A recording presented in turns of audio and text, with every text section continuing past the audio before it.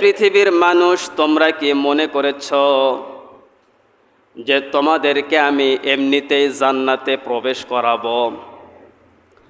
ওয়ালাম্মা ইয়াতিকুম মাসালুল্লাযিনা খালাউ মিন ক্বাবলিকুম, কিন্তু এখনো তোমাদের উপরে সেই অবস্থা আসেনি যেই রকম অবস্থা এসেছিল তোমাদের পূর্বে যারা এসেছিল পৃথিবীতে। তোমাদের পূর্বে যেই সমস্ত পুরুষ পৃথিবীতে এসেছিল তাদের উপরে যে বিষয়গুলো আমি পাঠিয়েছিলাম তোমাদের উপরে কিন্তু এখনো সেগুলো আসেনি।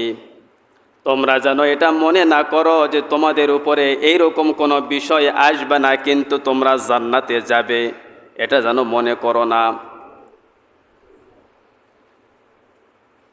ওয়ালাম্মা ইয়াতিকুম মাসালুল্লাযিনা খালাউ মিন ক্বাবলিকুম মাসাতহুমুল বাসাউ ওয়াদ-দাররাউ ওয়া যুলজিলু হাত্তা ইয়াকুলার রাসূলু ওয়াল্লাযিনা আমানু মাআহু নাসরুল্লাহ। আল্লাহ সুবহানাহু তাআলা বলেন, তোমাদের পূর্বে যে পুরুষগুলো পৃথিবীতে এসেছিল তাদের উপরে আমি দিয়েছিলাম দুঃখ, কষ্ট, বিপদ, সমস্ত রকমের বালা মুসিবত দিয়ে তাদেরকে পাঠিয়েছিলাম। ওয়াজুলজিলু হাত্তা ইয়াকুলার রাসূলু ওয়াল্লাযিনা আমানু, তারা এই বিপদ আপদে পড়ে তাদের অন্তর পর্যন্ত প্রকম্পিত হয়ে উঠত। এমন বিপদ আপদ তাদেরকে দিয়েছিলাম। ওই সময় নবীর সাথে যে সাহাবী ছিল তারা মাঝে মাঝে রাসূলকে বলে উঠতেন, হে রাসূল, আল্লাহর সাহায্য কি আমাদের উপরে আসবে না? আমরা তো খুব অতিষ্ঠ হয়ে গেলাম, মানুষের বিপদ আপদে আমাদেরকে ফেলিয়েছে। আলা ইন্না নাসরুল্লাহি করিব, আল্লাহ সুবহানাহু তাআলা জানায়া দিলেন, হে পৃথিবীর মানুষ, হে সাহাবায়ে কেরাম, অচিরেই তোমাদের রবের পক্ষ থেকে তোমাদের উপরে সাহায্য আসবে।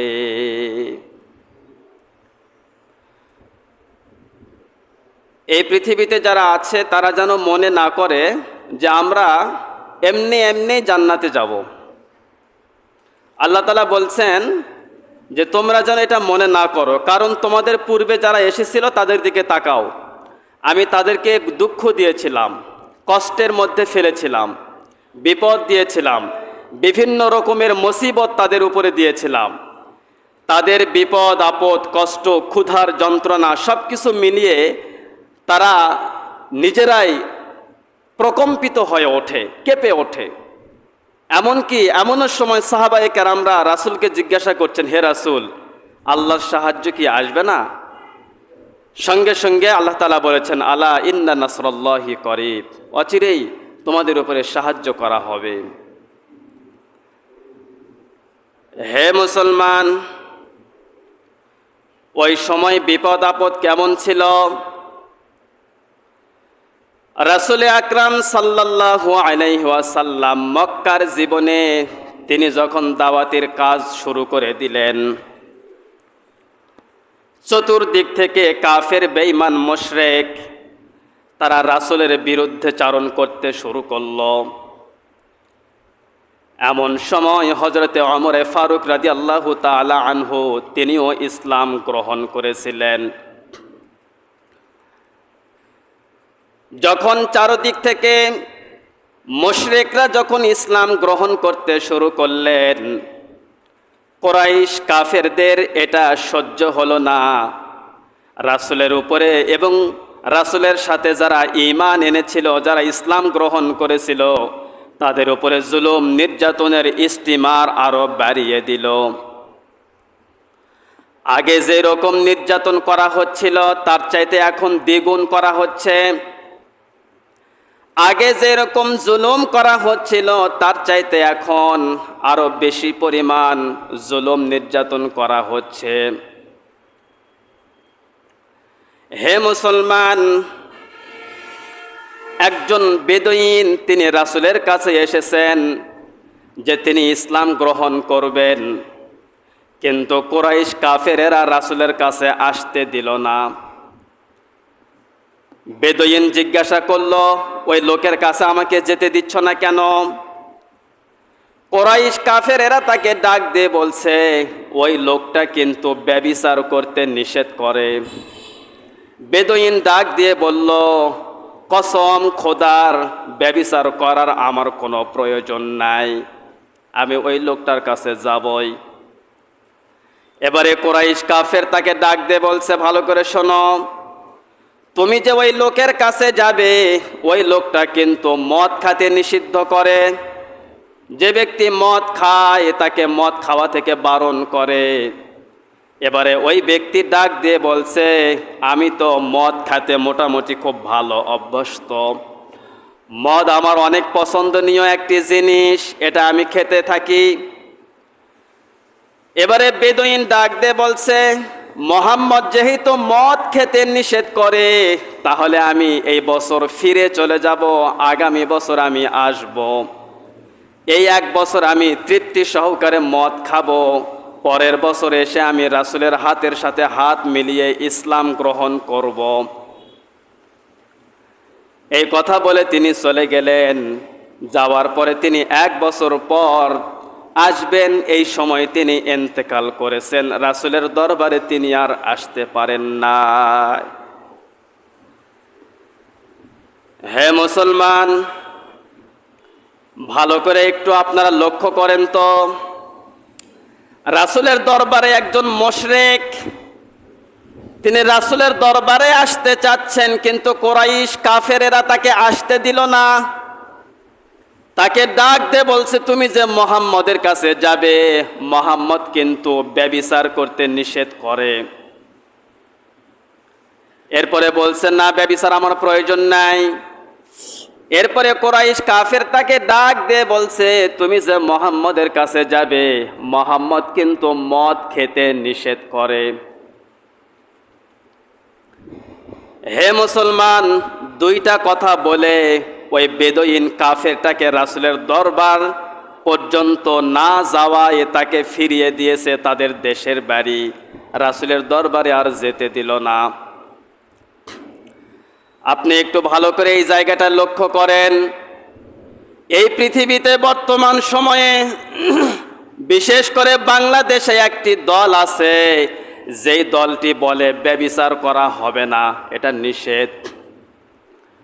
এটা কোরআন নিষেধ করেছে। কোনো ব্যক্তি যদি ব্যভিচারে লিপ্ত হয়, ওই ব্যক্তিকে হয় বুক পরিমাণ মাটি খুঁড়ে তাকে পাথর নিক্ষেপ করে পাথরের আঘাতে তাকে শহীদ করে দেওয়া হবে, অথবা ওই ব্যক্তিকে ৮০টা বেতের আঘাত দেওয়া হবে।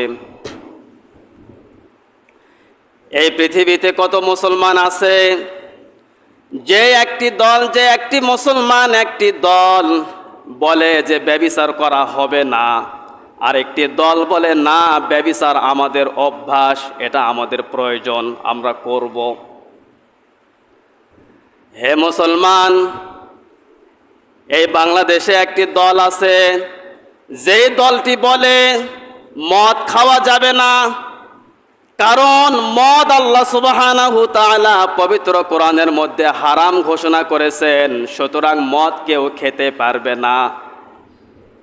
কিন্তু এই কথা বলার পরে এই পৃথিবীতে অনেক মানুষ আছে যারা বলে না, ওই দলে যাওয়া যাবে না, ওই দলে যদি কেউ যায় তাহলে ব্যভিচার করতে পারবে না, ওই দলে যদি কেউ যুক্ত হয়ে যায় তাহলে ওই ব্যক্তি মদ খেতে পারবে না, সুতরাং ওই দলে যাওয়া যাবে না। এই কথা সহ বিভিন্ন রকমের কথা দিয়ে মানুষকে সত্যের দিক থেকে সরিয়ে দিচ্ছে, যেরকম সরিয়ে দিয়েছিল আল্লাহর রাসূলের দরবার থেকে ওই বেদুইন মুশরিককে সরিয়ে দিয়েছিল। কিন্তু মানুষ সচেতন, মানুষের মেধা আছে, মানুষের বিবেক আছে, বুদ্ধি আছে। বর্তমান মানুষের বিবেক দিয়ে, মানুষের মেধা দিয়ে বিচার করতে পারে যে কোন দল বর্তমান বাংলাদেশে হকের উপরে আছে, সহির উপরে আছে, আর কোন দল হকের বিরুদ্ধে আছে। এটা মানুষ অ্যানালাইসিস করতে পারে, সক্ষম। হে মুসলমান, বিভিন্ন দল যতই মানুষকে বোঝাক না কেন, না এই পৃথিবীতে মদ, জেনা, ব্যভিচার, চাঁদাবাজি ছাড়া আর কিছু করার যাবে না। যতই মানুষকে বোঝাক না কেন, মানুষ কিন্তু এগুলো এখন ভালোভাবেই বোঝে। এবারে একটু আপনি লক্ষ্য করেন, আল্লাহর রাসূল সাল্লাল্লাহু আলাইহি ওয়াসাল্লাম, কুরাইশ মুশরিকরা রাসূলকে ষড়যন্ত্র করে তাকে হত্যা করার পরিকল্পনা করল। রাসূলের চাচা আবু তালেবকে প্রস্তাব দেওয়া হলো, হে আবু তালেব, আপনি আপনার ভাতিজাকে আমাদের হাতে তুলে দাও, কারণ আপনার ভাতিজা আপনাদের মধ্যে আমাদের মধ্যে সম্পর্ক বিচ্ছিন্ন করে দিয়েছে, আত্মীয়তার বন্ধন ছিন্ন করে দিয়েছে। হে আবু তালেব, আপনার ভাতিজাকে আমাদের হাতে তুলে দাও, আমরা আপনার ভাতিজাকে হত্যা না করা পর্যন্ত ক্ষান্ত হব না। আবু তালেব দেখলো আমার ভাতিজাকে হত্যা করার জন্য, আমার ভাতিজাকে মারে ফেলার জন্য চারদিক থেকে ষড়যন্ত্র চক্রান্ত চলছে, কিন্তু আবু তালেব ডাক দিয়ে বলছেন, না, নিজের ভাতিজাকে কোনোভাবে হত্যা করতে দেওয়া যাবে না, এটা যেভাবেই হোক আমি আমার ভাতিজাকে রক্ষা করব। হে মুসলমান, একটু ভালো করে কান লাগান। আবু তালেব কিন্তু রাসূলের প্রতি ঈমান আনে নাই, কালেমা পড়ে নাই, কিন্তু আবু তালেবের মধ্যে এতটুকু ঈমান আছে যে আমার ভাস্তা শেষ নবী মুহাম্মদ সাল্লাল্লাহু আলাইহি ওয়াসাল্লাম, তাকে আমি কাফেরদের হাতে তুলে দিতে পারি না, হত্যা যারা করবে তার হাতে আমি সমর্পণ করতে পারি না। এবারে আবু তালেব আব্দুল মুত্তালিবের গোত্রের, আব্দুল মুত্তালিবের বংশের যতগুলো মানুষ ছিল সব মানুষগুলোকে ডাক দিল, সবগুলোকে একত্রিত করে ডাক দিয়ে বলছে, তোমরা অবশ্যই মুহাম্মদকে রক্ষা করবে, কারণ মুহাম্মদকে তারা চায় যে মুহাম্মদকে তারা হত্যা করে ফেলবে। হে আব্দুল মুত্তালিবের গোষ্ঠী, গোত্র, তোমাদের জীবন দিয়ে হলেও মুহাম্মদকে রক্ষা করতে হবে, কেউ যেন মুহাম্মদের উপরে হাত না দিতে পারে। আব্দুল মুত্তালিবের সমস্ত গোষ্ঠী একত্রিত হয়ে আবু তালেবের হাতের উপরে হাত রেখে ওয়াদাবদ্ধ হয়েছে যে আমাদের একজনের জীবন থাকা পর্যন্ত মুহাম্মদের উপরে আমরা হাত লাগাতে দিব না। হে মুসলমান, একটু ভালো করে লক্ষ্য করেন, কুরাইশ কাফেরেরা যখন দেখলো সমস্ত আব্দুল মুত্তালিবের গোত্র সবগুলো এক জায়গায় হয়ে গিয়েছে, সবগুলো একত্রিত হয়ে গিয়েছে, তখন কুরাইশ কাফেরেরা একটা চুক্তিপত্র লিখতে শুরু করলো। ওই চুক্তিপত্রের মধ্যে কুরাইশ কাফের তারা লিখল, যতক্ষণ পর্যন্ত মুহাম্মদকে তাদের হাতে না তুলে দেওয়া হবে ততক্ষণ পর্যন্ত ওই আব্দুল মুত্তালিবের গোত্রের সাথে কোনো বিয়ে শাদী তারা দেবে না, বন্ধ করে দিবে। আব্দুল মুত্তালিব গোত্রের কোনো মানুষ যদি বাজারে কিছু কিনতে যায় তারা কিনতে দিবে না, না খায়ে থাক। আব্দুল মুত্তালিবের গোত্রের কোনো মানুষ যদি বাজারে কিছু বিক্রি করতে যায় সেইটাও পর্যন্ত তারা বিক্রি করতে দিবে না। একটাই কারণ, মুহাম্মদকে আগে তাদের হাতে তুলে দিতে হবে। মুহাম্মদকে যদি তারা তাদের হাতে তুলে দেয় তাহলে আবার সব কিছু চালু করবে। তাহলে চুক্তিপত্রের মধ্যে 1 নম্বরে লিখলো তাদের সাথে বিয়ে শাদী বন্ধ, তাদের বাড়ি ঘরে যাওয়া বন্ধ, এবং তারাও তাদের বাড়িতে আসতে পারবে না, তারা হাটে বাজারে যাওয়া বন্ধ, হাটে বাজারে গেলে তারা কিছু কিনতে পারবে না, এবং তারা যদি কিছু বেচতে যায় সেটাও তারা বিক্রি করতে পারবে না, একবারেই বন্ধ করে দিল। আব্দুল মুত্তালিবকে তখন তারা একটা পাহাড়ের গিরি সংকটের মধ্যে আবদ্ধ করে দিল। আল বিদায়া ওয়ান নিহায়া গ্রন্থের মধ্যে এসেছে, এত নির্লজ্জ, এত বেহায়া,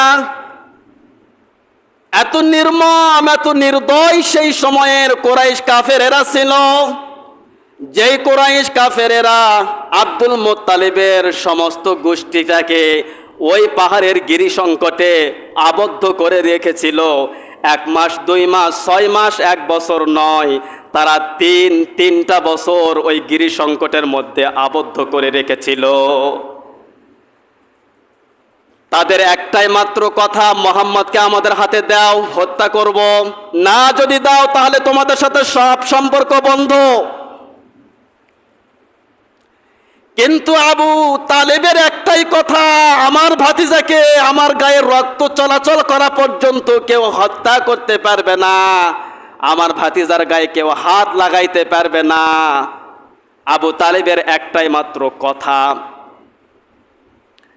হে মুসলমান, ভালো করে একটু লক্ষ্য করেন, ওই গিরি সংকটের মধ্যে কিছু ছোট বাচ্চারাও ছিল, মহিলা মানুষ সেই গিরি সংকটের মধ্যে ছিল। তাদের মধ্যে হযরতে খাদিজা রাদিয়াল্লাহু তাআলা আনহা আল বেদায়া ওয়ান নিহায়া গ্রন্থের মধ্যে লিখেছেন, ওই গিরি সংকটের ভিতর থেকে ছোট বাচ্চাদের কান্নার আওয়াজ ভেসে আসতেছিল। বাচ্চারা কান্নাকাটি করছিল, আহারে আজ আমাদের ঘর বাড়ি নাই, আমাদের থাকার জায়গা নাই, আমাদের বিছানা নাই, আমরা একটু ভালো খাবো, খাবার নাই, তৃষ্ণা মেটানোর জন্য একটু পানি খাবো, পানি পর্যন্ত আমাদের কাছে নাই। গিরি সংকটের মধ্য থেকে ছোট বাচ্চা, ছোট মহিলাদের কান্নাগুলো ভেসে ভেসে আসতো। ছোট বাচ্চারা হাউ মাউ করে কান্না করত, পেটের ভিতর কোনো খাবার নেই। কুরাইশ কাফেররা নির্মম ভাবে আপনার আমার মোহাম্মদ রাসূল সাল্লাল্লাহু আলাইহি ওয়াসাল্লামকে সহ তার পুরা গোষ্ঠীকে এইভাবে আবদ্ধ করে রেখেছিল। হে মুসলমান, এবারে একটু ভালো করে লক্ষ্য করেন, এই বাংলাদেশেও কিন্তু এইরকম একটা সময় মানুষের উপরে এসেছিল, যেই সময়টা মানুষ রাতের বেলায় ঘরের মধ্যে ঘুমিয়েছে, কিন্তু সকাল বেলায় ঘুম থেকে উঠে দেখে ওই লোক আর ঘরের মধ্যে নাই, ওই লোক আছে জেলখানায়। 1 মাস, 2 মাস, 6 মাস হয়ে গেল, ওই লোকের আর কোনো খোঁজ খবর নাই। ডাক দিয়ে বলছে, লোকটি কোথায়? 1 মাস, 2 মাস, 6 মাস হয়ে গেল, কোনো খোঁজ খবর নাই, কোথায় চলে গেল, কে নিয়ে গেল, কোথায় আছে, বেঁচে আছে না মারা গেছে, কোনো খোঁজ খবর নাই। হে মুসলমান, ভালো করে লক্ষ্য করেন, জেলখানার মধ্যে নিয়ে আমাদের দেশে বিভিন্ন ডিবি অফিসে একটি ঘর ছিল, যে ঘরটার নাম বর্তমানে আমাদের সামনে প্রকাশিত হয়েছে, যার নাম হলো আয়না ঘর। এই আয়না ঘরের মধ্যে তারা আবদ্ধ করেছিল। এই আবদ্ধ যেই সমস্ত মানুষগুলোকে আবদ্ধ করে রেখেছিল, তারা বর্ণনা দিয়েছে তাদের যে খাবারগুলো দেওয়া হতো, সেই খাবারগুলো খাওয়ার মতো খাবার নয়।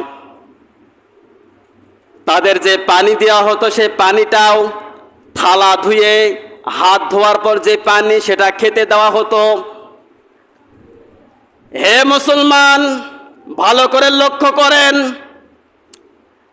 এই পৃথিবীতে ব্যভিচার নিষিদ্ধ করবে একটা দল, এই পৃথিবীতে মদ নিষিদ্ধ করবে একটা দল, এই পৃথিবীতে ঘুষ, সুদ, জেনা, ব্যভিচার একটা দল নিষিদ্ধ করবে। কিন্তু নিষিদ্ধ করার আগেই কিন্তু তাদেরকে এই নির্মমতা সহ্য করতে হয়েছে, যেই নির্মমতা সহ্য করতে হয়েছিল গিরি সংকটে, আল্লাহর রাসূল সহ্য করেছিল। হে মুসলমান, তাদের পরিবারও খোঁজ খবর নিতে পারতো না, কোথায় আছে, কেমন আছে, কি খাচ্ছে, বেঁচে আছে না মারা গেছে, কোনো রকম খোঁজ খবর নিতে পারে নাই। ভালো করে একটু লক্ষ্য করেন, আবু হাকিম নামক একজন ব্যক্তি গিরি সংকটের এই অবস্থা দেখে উট বোঝাই করে গম, আটা, খেজুর, কিশমিশ এগুলো উট বোঝাই করে ওই গিরি সংকটের দিকে উটকে ধাবিত করে দিচ্ছিল। এবারে যখন উট সেই খাবারগুলো নিয়ে যখন যাচ্ছিল, পথের মধ্যে আবু জেহেলের সঙ্গে দেখা। আবু জেহেল ডাক দিয়ে বলছে, হাকিম, এই খাবারগুলো নিয়ে তুমি কোথায় যাচ্ছ? আবুল হাকিম ডাক দিয়ে বলছে, গিরি সংকটের মধ্যে ছোট ছোট বাচ্চারা অনাহারে মরে যাচ্ছে, তাদের খাবারের দরকার। আবু জেহেল ডাক দিয়ে বলছে, আমার জীবন থাকা পর্যন্ত এই খাবার ওই গিরি সংকটে পৌঁছাতে পারবে না। আবুল হাকিম ডাক দিয়ে বলছে, আবু জাহেল, তর্ক করো না আমার সাথে। ওই গিরি সংকটে যারা বন্ধু হয়ে আছে তাদের মধ্যে খাতিজা আছে। খাতিজা আমার ফুফাতো বোন। ওই গিরি সংকটে যারা বন্ধু হয়ে আছে তাদের মধ্যে মোহাম্মদ আছে, তাদের মধ্যে ছোট ছোট বাচ্চারা আছে। তাদের কান্নার আওয়াজে আকাশটা ভারী হয়ে গিয়েছে, আমার সহ্য হয় না। তুমি আমার সাথে